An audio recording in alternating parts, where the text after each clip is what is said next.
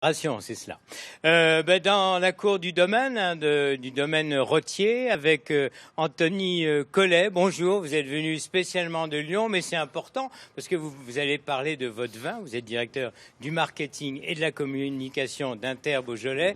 Alors j'allais dire, pour ceux qui savent, c'est un peu comme notre BIVB en Bourgogne, mais en quelques mots, c'est quoi l'Inter Beaujolais? Alors Inter Beaujolais, on pourrait le qualifier comme étant le Parlement du Beaujolais. Oui. C'est là où tout se décide.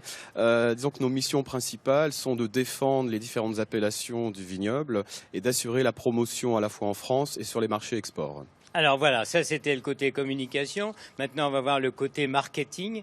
Parce que le Beaujolais nouveau, alors on se rappelle l'époque où on voyait les camions qui partaient, etc. Il y a toujours quand même une grosse logistique. Ce sont des vins qui partent du Beaujolais pour le monde entier. Alors il y a une grosse logistique qui commence dans le vignoble, puisqu'on Oui. demande aux vignerons de produire en un temps très court des vins qui sont prêts à la Oui, consommation. ça c'est incroyable, je le répète, mais c'est à peine 2 mois. C'est à peine 2 mois, ce sont des vinifications qui durent 4 jours, donc c'est très compliqué à faire. Ça, Oui, les oui. gens ne le savent Oui, pas oui, forcément, mais sinon. c'est très compliqué à faire. Ce sont des vins d'appellation, on l'oublie souvent également, qui proviennent des appellations Beaujolais et Beaujolais Village.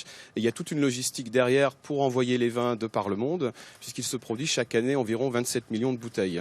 Voilà, et les images, vous les verrez à midi. On a les images de cette nuit pour nous, le jour pour les Japonais, du Beaujolais qui est débouché là-bas. Ça représente combien de milliers de bouteilles? Alors le Japon, c'est notre premier marché export, qui représente à peu près 55% du Beaujolais nouveau exporté dans le monde.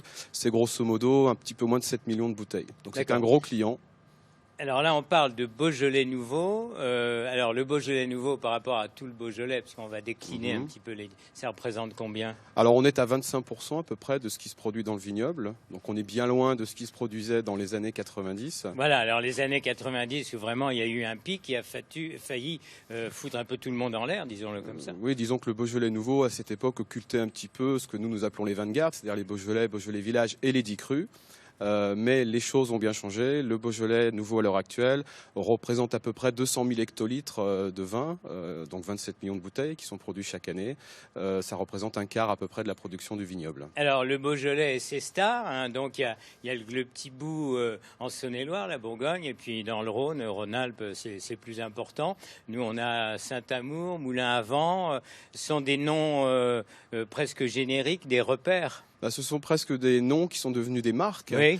Puisqu'on a des crus qui sont très célèbres à l'export ou même en France. Brouilly est très célèbre à Paris, tout comme Morgon. Fleury a toujours été très célèbre et très vendu en Suisse ou en Angleterre. Je ne vais pas tous pouvoir les citer, mais on a des crus qui sont véritablement devenus des marques. Et puis, un monde aussi en évolution. On voit là ici Richard, qui lui a commencé il y a 9 ans maintenant. Il y a beaucoup de jeunes qui reprennent l'esprit Beaujolais. Oui, alors ça c'est la bonne nouvelle, parce que malheureusement c'est un problème franco-français. Les vignobles sont vieillissants et on a la chance d'avoir de plus en plus de jeunes qui s'installent chez nous, qui comme Richard tombent amoureux du vignoble. Et ça c'est une excellente nouvelle pour assurer le futur du vignoble. Et puis la liaison avec la Grande Bourgogne, puisqu'on disait avant que le Beaujolais c'était la Grande Bourgogne, très rapidement, il y a toujours des échanges. Bien évidemment qu'il y a des échanges, nous sommes amis, nous faisons partie intégrante de cette Grande Bourgogne. On a de très nombreuses maisons de négoce qui ont investi ici et c'est une très bonne nouvelle. Merci infiniment d'être venu nous Merci à voir, vous. on vous garde encore pour midi. Merci. Merci à vous. Tout à l'heure alors.